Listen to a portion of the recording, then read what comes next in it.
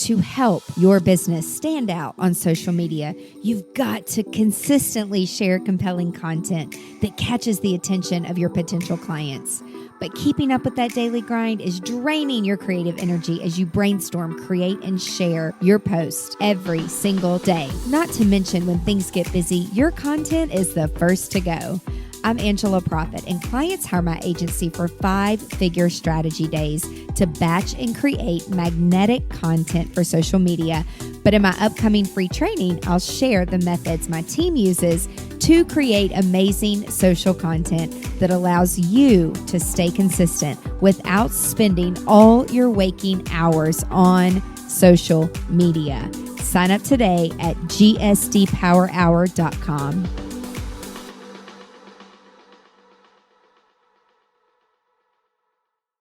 Welcome to Business Unveiled Podcast. This is the place where we help overwhelmed, time-starved entrepreneurs like you make the profitable shifts to get more done and get more out of life.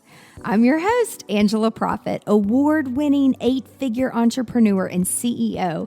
And in every episode of Business Unveiled, I'm bringing you conversations that will give you the expertise and strategies that will scale your team and business so you can get shit done. That's GSD in our world.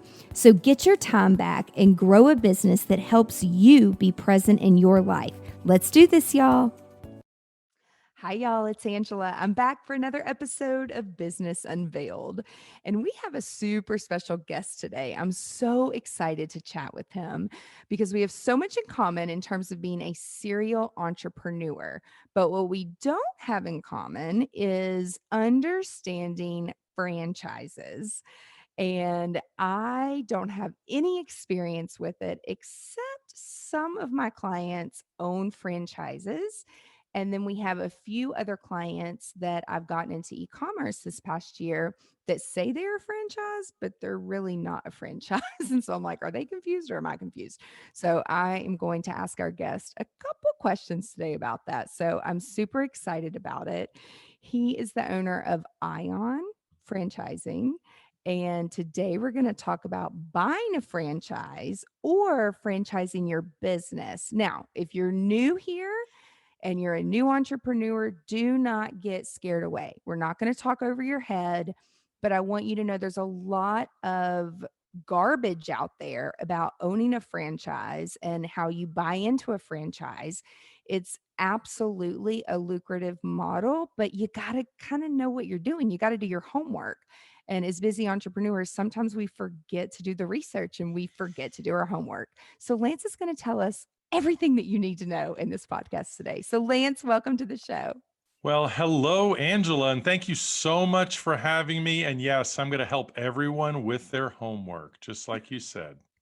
Yay, the Cliff Note version. So before we jump in and talk about your business and how you have just amazing an amazing track record with franchises, tell us about your journey. How did you grow up and what led you into what you're doing today? So I live in Las Vegas and have lived in the sort of the West Coast for a long time now, 20 Do plus you years. gamble all the time? I do not. That's kind of dangerous, but if you're, I guess, a professional, that might work, but not for me. And I grew up in New York, and I thought I was going to work on Wall Street with Dad. Dad was his company was the largest over-the-counter trading house on Wall Street, and I sort of was groomed for that. And many summers on Wall Street in the office, and getting my accounting degree and eventually an economics degree, I realized, fresh out of college, I said, this is kind of boring. I don't want to sit in an office in the concrete jungle. I need stimuli from people other than, sitting in an office staring at the back of chairs and what have you. And I realized there were greener pastures for me. And I had an uncle that made his mark in technology before anybody else really did. And he wanted to build a big food company, restaurant company. And he did it with TGI Fridays in 1989. So he lured me. He knew I was bored. and he lured me to Scottsdale, Arizona, where we built a Fridays franchise from literally 4 locations to about 67 locations in about 5 years, doing 225 million a year. A lot of acquisitions. We didn't open every single store, but you talk about getting your MBA, besides having my undergraduate degree, I never got my MBA. That was my MBA in franchising and the restaurant business. I did it throughout college as well and really enjoyed the hospitality piece of things and getting to know people and training people and motivating people. So the short version of the story is, so now I'm on the West Coast, worked with Uncle Steven for 5 years, got bored again, did as much as I could. Steven went back to Korea to go build more companies. And, you know, fast forward, I ended up being a franchisee of Wingstop. I was a franchisee of Krispy Kreme Donuts, but I fell in love with franchising. The fact that you can inherit, well, basically buy into somebody else's system, get a complete support package, training package, marketing. They'll do your research and development ongoing because they want to remain competitive. And it's a proven concept, easy to get in, easy to get out. And look, I created my own concepts as well. If we have time to talk about that, I created some successful brands and sold them. But I realized I made a lot of mistakes. I made money, but made a lot of mistakes with partners. I'm pretty aggressive. I don't just buy. I don't just dip my toe in. I'm completely, submerged in this life. And when I did Wingstop, it was like, yeah, I opened one, but 3 months later, I opened number two, and then number three, and number four. And most people make the mistake because they don't know how to operate these things. And in my case, operations was actually easy. It was that I had the wrong financial partners, and all we did was argue. So over the years, I realized I am going to find the right way to help people so they can get into franchising the way I should have gotten into franchising, because I had some structural mistakes with the wrong partners and the wrong, setup for myself. And today I represent, so fast forward to today, I represent more franchise brands than anybody in the US. I have a small team that helps me and supports me. And the best part is, as you mentioned at the top of this, helping people do their homework on franchising. I do the search component completely for free. Wow. And I will, I make a commission, call it a success fee in the event I place somebody with one of my brands. But I really am an advocate for people to find the right franchise. I'm working with a young lady that's a nurse, and she's looking at IV infusion brands that I have. Wellness is hot these days, especially. And, she's bringing in a partner. So now I'm coaching her. Don't make this mistake. Talk to an attorney. Do you need an attorney? I got 10 for you in your area. Do you need a franchise attorney? I got 15 of those. Whatever resource I can offer to people to be helpful. And I love to give people my opinion. And if I don't feel comfortable, hey, ask the attorney. But yeah, so that's the sort of the quick version. But my dad, this is interesting. There's a nature versus nurture argument discussion that's ongoing for people like you and I. How did we become who we are? Was there an environmental thing that resulted that made Angela and Lance become entrepreneurs, or were they born that way? And both of my grandfathers were entrepreneurs. And I really think I was born like this. And even if I wasn't, um, watching them, my dad told me at a young age, based on my comments about my employers and what have you, the few jobs I actually had, my dad looked at me and goes, "Yeah, you're probably unemployable, and you're kind of like your grandfathers. And you probably need to be really smart and be your own boss." But there's a lot of people that talk about mistakes and building on your failures. And look, I made plenty of mistakes, and I am going to have a whole series of books. And I guess I share these books verbally with people as I give them examples of what to do and what not to do, without scaring the heck out of them, of course. Well, the thing is, like, I would say that if you're gonna go in and either be part of a franchise, typically, at least the ones I'm familiar with, there are always partners involved. And what I have seen is, especially with women, not me, but some women, if you're not potty trained, I call it potty train your brain to be funny.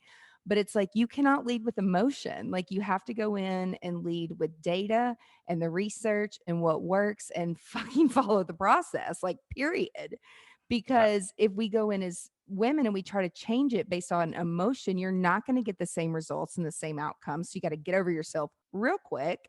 And if you don't know what you're doing, then the process is already there. So if anybody's thinking about it, and it's so funny because depending on when you're listening to this podcast, there was this thing called COVID-19, like in the year 2020. And I started to get all these emails from people through LinkedIn asking me, they're like, "Hey, we're coming to Nashville. We're looking for franchise owners. Are you interested?" And I'm like, "Why do people keep asking me that? Like, I'm already busy. I'm actually trying to phase out of companies. Like, I don't want another thing to do right now. I'm like building online programs and I love that. And I'm trying to travel the world right now. But, COVID hit and then it's like, okay, well, I guess we're going to put a screeching halt on this. So for somebody that is that like a normal thing that people reach out to people on LinkedIn? I think they got my information through the entrepreneur organization. I'm in something called the exchange program where most of the people in EO, I mean, there's only about 14,000 members worldwide, but they're serious people. Like they're not out there just and they pre-qualify and they do their freaking homework but I'm just like, that's just kind of an odd email and like it keeps happening. And so I'm like, I'm like, my assistant's like, "Is this spam?" I'm like, "I think so. Just delete it." So is that like a normal thing if people are looking and they're getting these types of offers like through LinkedIn and maybe the whole COVID year helped people get over themselves of like, I don't have to get on a plane and fly here and meet you in person. I can send an introductory email and we can have a conversation and decide if it's a good fit or not. Like, is that normal these days? Yeah, LinkedIn is, look, all the businesses I've owned over the years, again, creating concepts, owning a lot of concepts, LinkedIn was one of those places that I would try to avoid because it was so salesy even in the old days. And it's gotten a little bit worse, I think, these days. So is it normal? Today, yes, because Crazy to me. people, mindset is so important, as you certainly know. If you can imagine how fearful people are, there's plenty of people I talk to that have worked at the same job for 25 plus years, and they think they need to do something else or know they need to do something else. And to make that leap is incredibly difficult for a lot of people. So when people see an entrepreneur like yourself, it's easy for you to get into a franchise because you have a higher risk tolerance and Totally. you can do that assessment much quicker. And I have multiple friends that own 2 or 3 different franchise brands and not necessarily in the same industry. Some stay in their lane and others venture out to diversify. As you mentioned, the pandemic, it is good to diversify for all reasons. Classically, the world has invested in real estate, invested in Wall Street, and then you invest in some other sort of business. And private equity groups today, it's all about franchising. Once they've exhausted their stock portfolio or real estate portfolio, home care is enormously popular these days. And most of my 30 home care brands, home health care brands, non-medical, are owned by private equity groups. So look, it is about mindset. And when they find someone like you that they don't have to worry about the fear factor, you're ready to jump. And franchising is truly about modeling success. So they find people that know they can easily jump into a model and follow a system without reinventing the wheel. Because what does it take? I mentioned the IV infusion model. I have people that call me, nurses or doctors that call me very regularly because it's a hot industry. And they say, "Yeah, Lance, I want to explore some of your IV infusion brands." And if none of them are really right for me, I'm going to start my own. And I was like, well, you can. Do you have any idea how much money and time that takes? I have one brand that has 17 different vendors for their little IV infusion brand. You can do it on your own. Good luck. And let me know how that goes in about 3 years because it doesn't happen overnight. But if you, I tell people, if you have a passion, do it. Mark Zuckerberg created Facebook. He obviously didn't want to do anything else. He started in college. That's what his idea was. He did a great job. But he had a passion for that. He had an idea. Most people aren't singularly focused on one thing. And that is the beauty of franchising. You get to fall into a system. I have one of my favorite stories. I have a family friend who has 20 franchise hair salons. 20. The guy doesn't have hair. I think all of his hair fell out in college. So, Oh my because gosh. people picture themselves in business, and in some cases it's this sexy business. I don't know why guys always think of owning a club or a restaurant or a bar. Maybe when they're younger, that's what they think about. They don't think of a guy that has no hair, that doesn't cut hair for a living, doesn't think of owning a hair salon. So when he was pitched this idea from a consultant, he was like, what are you, nuts? That's probably the worst idea I've ever heard. Yet today he has 20 of them and probably nets $1.5 million a year, not working very hard, and has a full team in place. So that's what franchising does. It's wealth building, an opportunity to build wealth without inventing Facebook.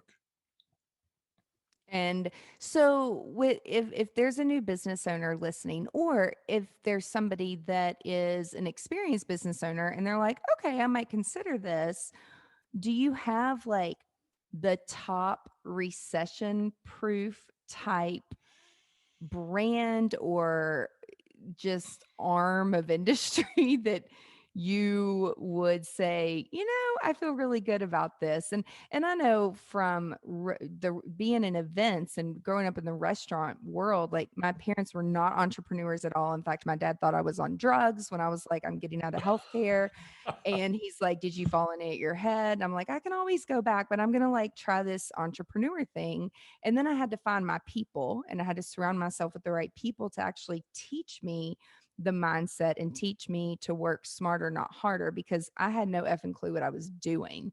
And so once I started to put the processes and the systems, which is exactly what we teach other creative business owners to do now from a productivity perspective, is how to set up all your systems in the cloud and how to make sure you have a process. So when you onboard people, then everybody understands like there's already a process in place. And when you don't follow a process, shit falls apart real quick. And if it's falling apart internally, what do you think is happening externally to the clients that you're bringing in? So system and processes, it works. And we've all probably heard like good and bad stories of franchises. And even with the pandemic, I mean, there's some restaurants, they had to pivot really effing quickly. And from a franchise perspective, like we have a women's clothing brand, they're our client. They have 30 brick and mortars, and they've been trying to really get the e-commerce up and going. And so can you imagine bringing 30 women together who've owned the brick and mortars for a while, and they're like, and we all want to sell our clothing online. And I'm like, well, it's not that easy. And e-commerce is really its like own entity. So do you want to buy into it or not? Because there's definitely an investment up front to build it all out. And of course, they have no clue on the back end what it takes to run Shopify, the 35 plugins. They have no clue that one little click and then it has to sync with your inventory. I mean, they don't understand because corporate takes care Absolutely. of everything. And that's the beauty of being part of a franchise. But what do you think is there anything that is recession proof or something that you see that is just really hot right now? That is what's crazy, because to so many people the sky is falling everywhere and anywhere. Not for Run us. run for cover. But the reality is, okay, of course, there are some businesses that you should not be in right now. for example, a big box restaurant like a TGI Fridays or an Applebee's or whatever. That's not the place to be, soaking up all that rent in a big building that you can't even fill up.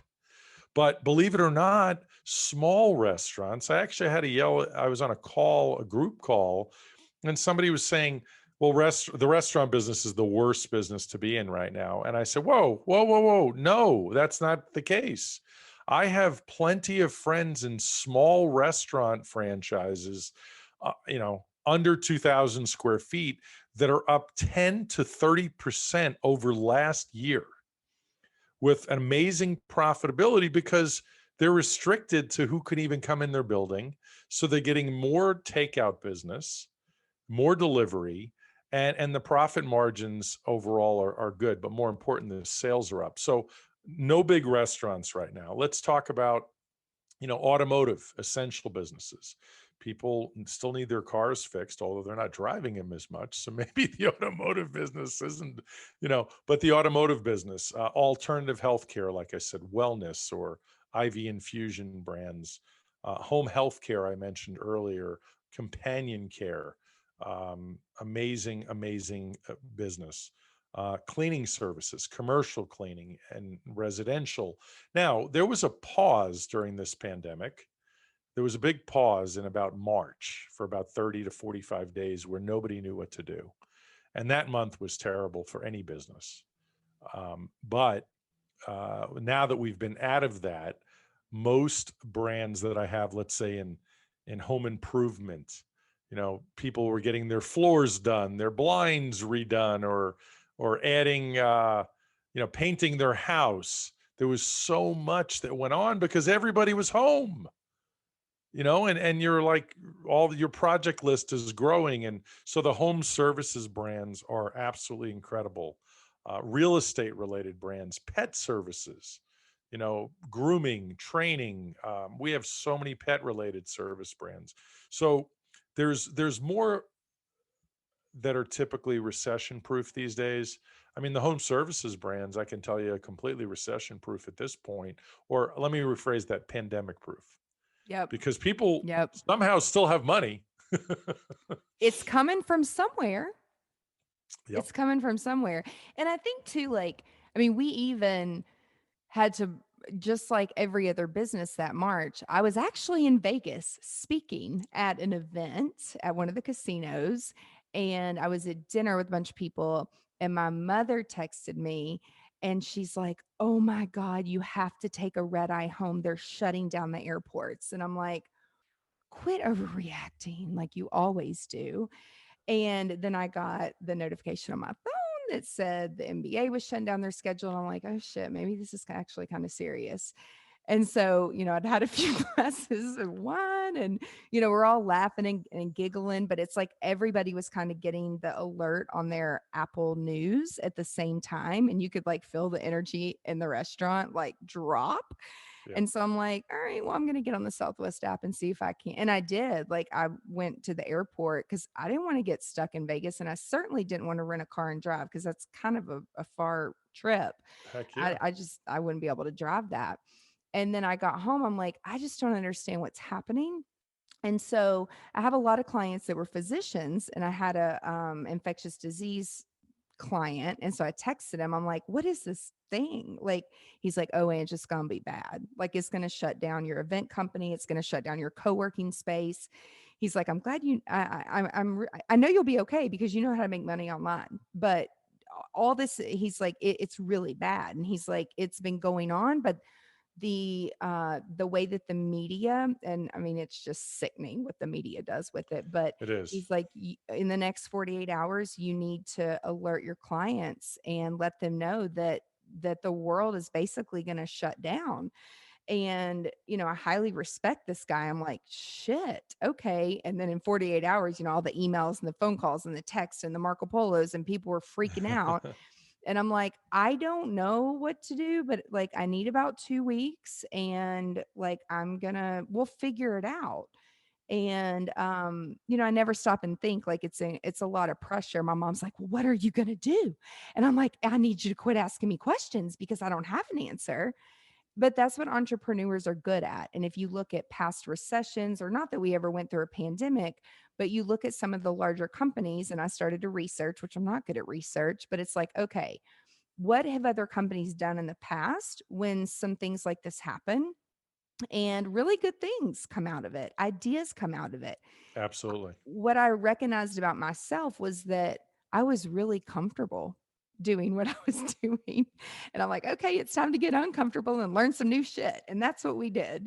And we started learning new platforms. I started networking with new EO people all around the world, learning how to build, which I love designing on 3D platforms. I'm really big into VR. I did a lot of stuff with Oculus when it first came out to build floor plans for private islands that they could sell the video and send it to prospect clients and sell their island with sight unseen. So none of this was foreign to me, but having like 100 people all trying to come to me to get an answer was a little bit concerning. So I turned everything off. I think people thought something was wrong with me because I just went black on social media and everything.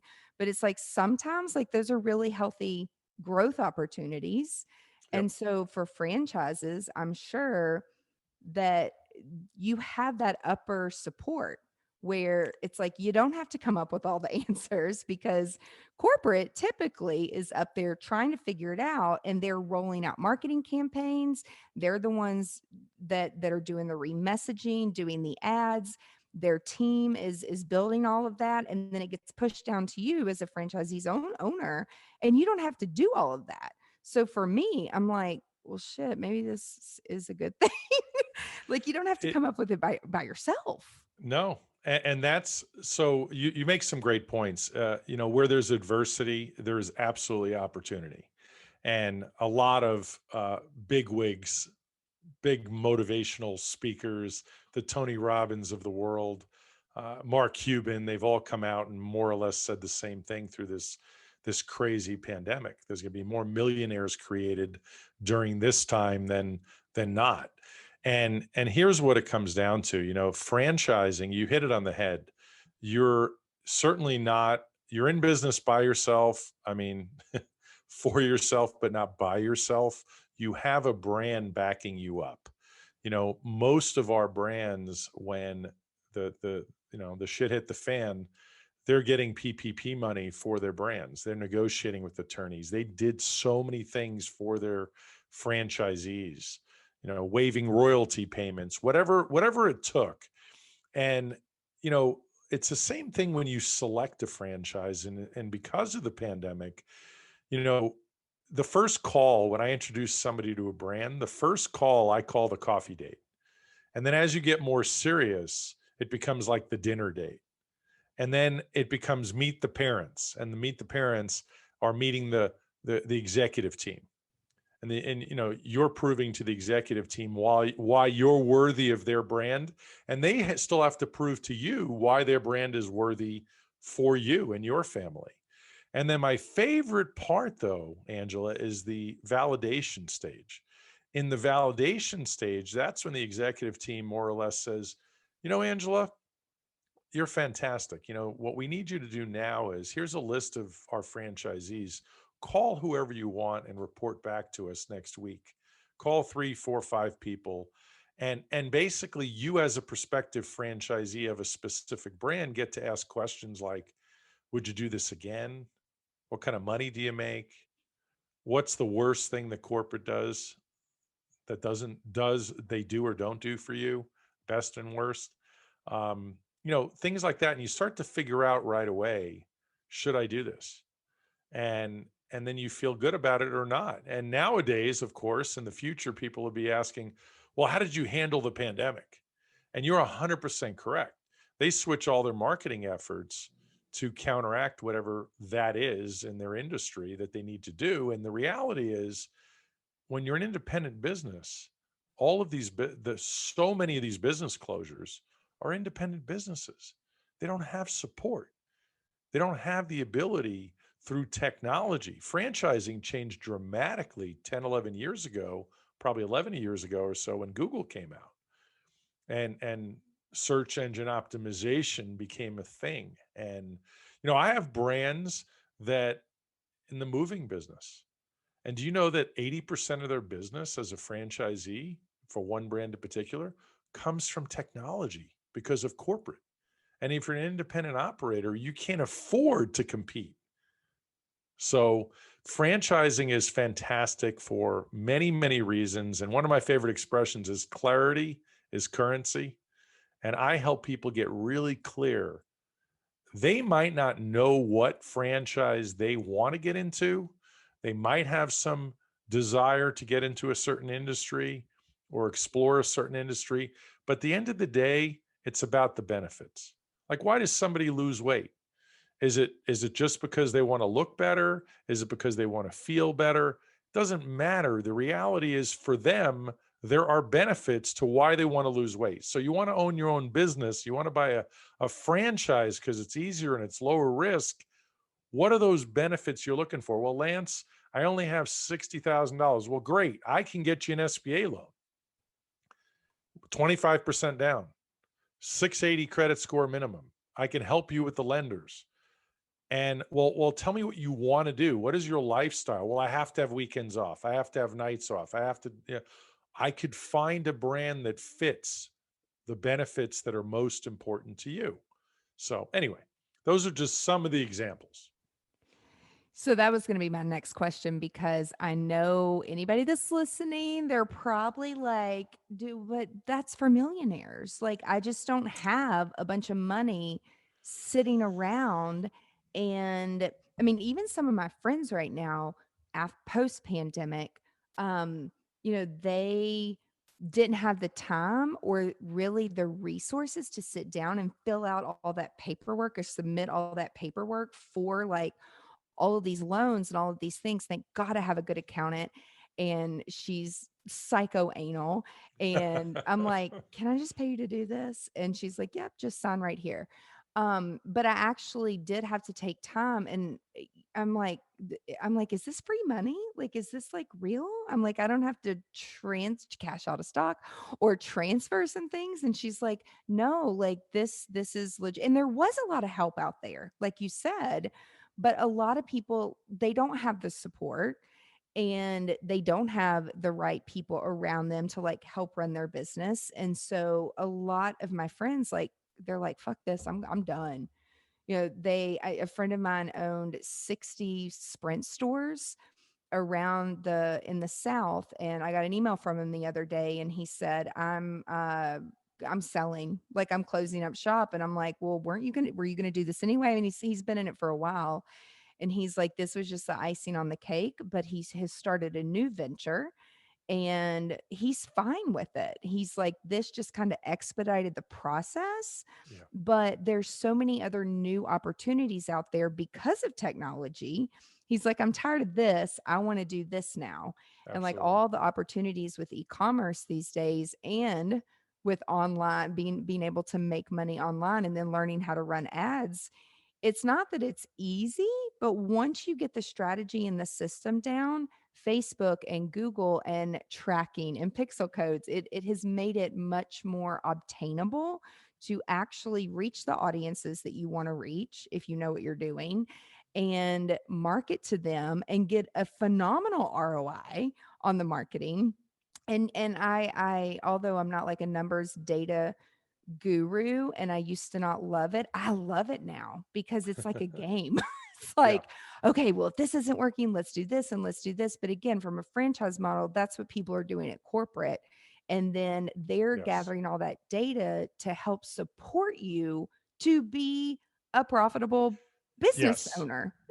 Bottom Yes. line, Well, bottom line. you hit it on the head. The KPIs, the metrics, all of that, any franchisor knows exactly what it takes to ramp up. So for example, if you were buying a fitness brand, a little boutique fitness brand, they can tell you about ramping up in pre-sales before you ever open, how many memberships you need, what price point, how to advertise it, because they've done it time and time again.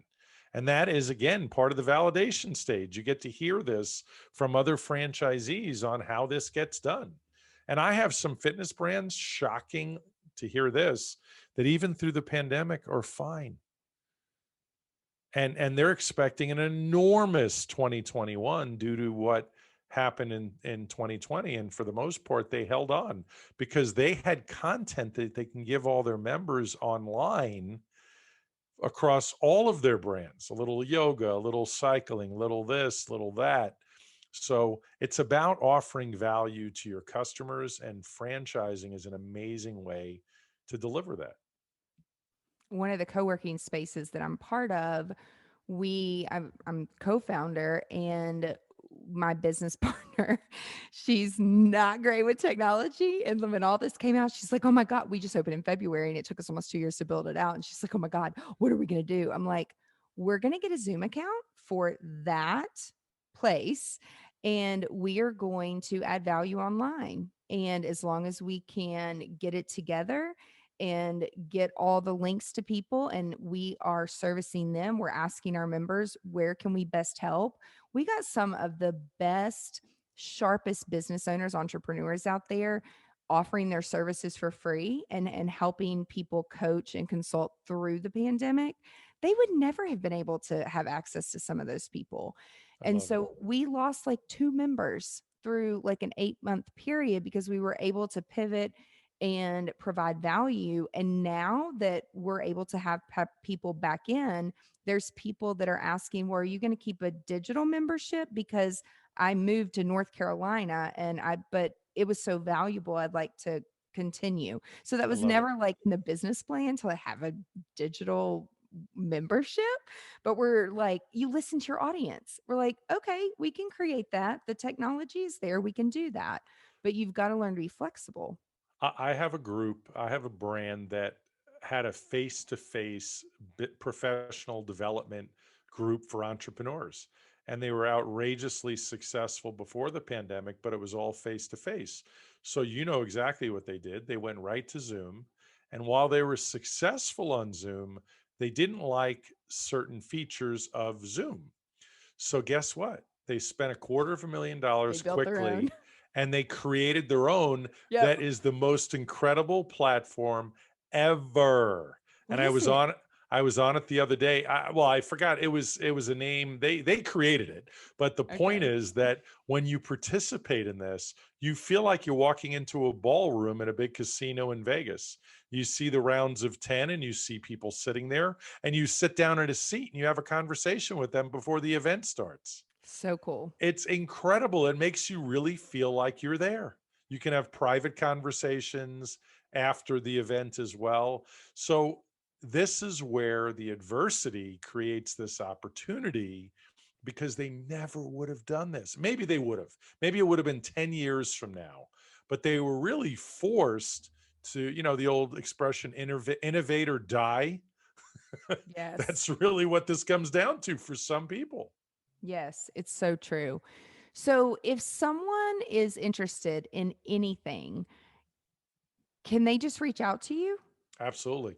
I love being guests on great podcasts like this because so many people do reach out to me either at my website or, well, typically through my website, but it's everything about me is Ion Franchising, ION franchising.com. On my website, I also have a free assessment if people are looking for a franchise. The free assessment, 15 minutes it'll take, maybe 10. It assesses really your mindset in addition to your skills and how you can better leverage your skills and your risk tolerance, investment level, and what is most suitable for you.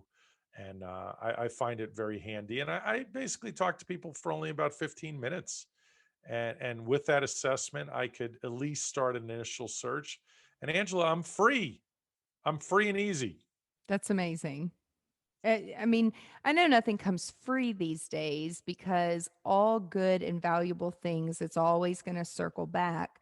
But what I've learned just from looking into your website is all the diverse brands that you're familiar with them all. And so instead of people wasting their time going online, Googling, like, what should I be doing? I mean, typically what I've seen is there's a passion, like someone has a passion for Yes. something and they already know what that burning passion is, but they think they don't have the money to do it, or they think they don't have the support because they're not surrounded by people. And so they can reach out to you. So Exactly. I have another question. So I had a friend who actually, she was in the event planning industry, and she and I both have very unique operations where yes, we can run $1 million plus events, but what it comes down to is the strategy of it, everything being paperless and online, and the way that everybody is, we probably train their brain. She was going to become a franchise, and she had gotten some investors that she had met. So, how does that work if you have the idea, but you might not have the credit score? At the time, she was going through a divorce. Husband took her to the cleaners, had all kinds of debt. I mean, Yes. I've been there. I've heard about this. So it's like, what have you seen good outcomes for people that are trying to go out there and they've built a 30-year business and a strategy, but they don't have the credit score, they don't have the money? Have you seen good relationships come out of investors investing in these processes and then being more in control of helping that person get there? Yeah, we might need an entire another second session to talk about this topic. But the beauty of franchising, for matter of fact, I did a webinar not too long ago on franchising your business with one of my partners, and that's one of my favorite parts of the business is taking entrepreneurs that already have a successful business, that already have their systems in place, and it doesn't have to be perfect. It just has to be something that you've made successful. You're making money, you have a brand that people know, even if it's a local brand, and then we can help create the franchise system. It can be very expensive depending on who you use to set up the legal aspects. If you own a franchise, you have to have what's called a franchise disclosure document and a franchise agreement and register in all the various states you want to do business. But I can help, again, a free phone call to help people with that. I just set up a young lady who has a couple of salon suites concepts, her own brand in Atlanta. I got her through another now famous restaurant brand that I set up, who is doing outrageously well, even in spite of the pandemic. They did $3 million. Now, I really can't tell you who they are, but they did $3 million at a downtown major city location in the pandemic, That's with people incredible. lined up around the block because they have an amazing Instagram presence, amazing things that they did for their community throughout the pandemic. And I set them up for franchising as well. But this other lady, amazing salon suites brand, 2 locations, boom, she set up for franchising, didn't cost her much. But when people need partners or they need money, we can also help with that. We are in the process of partnering with people, to help them. Because think about this: we don't want to take anybody's current business, let them continue to operate that. But what if I can help them set up a franchise system, do the sales, help them with the operations, and then they get to expand? Talk about all that incremental revenue. And that's, everybody talks about multiple streams of income. Well, that's what franchising is. Keep your day business, so to speak, and expand it across the country and invite others to use your business. And let me tell you, private equity groups, if you're going to sell a franchise that you own a couple of franchised restaurants or whatever, you're typically going to sell for about 4 times your cash flow, your EBITDA number. And if you are a franchisor, you're the company, you could sell for 10 to 15 times that cash flow number. So again, we can talk about this at a later date. It's incredible for independent business owners to grow through franchising, but you have to like people, because you're going to have to still have the final interview. All right, Angela, you're the boss. Meet Joe. Joe and his wife want to be a franchisee for you. Well, if you don't like people and you don't like training people, and it's not going to work. And there are people like that. We know Yes, people like there that. are. We know people Yes. like that. They don't like to play well. Yep. And if you like to see people flourish and grow like you did and do it the right way, which I love to make people successful. And for that matter, just help them along the way, because some people just need a nudge. Have you heard the expression? A friend of mine used it recently, and I can't believe I haven't heard it in years. It's not about IQ. Some people think you have to be a millionaire to own a franchise, and you have to be so smart to own a company of your own.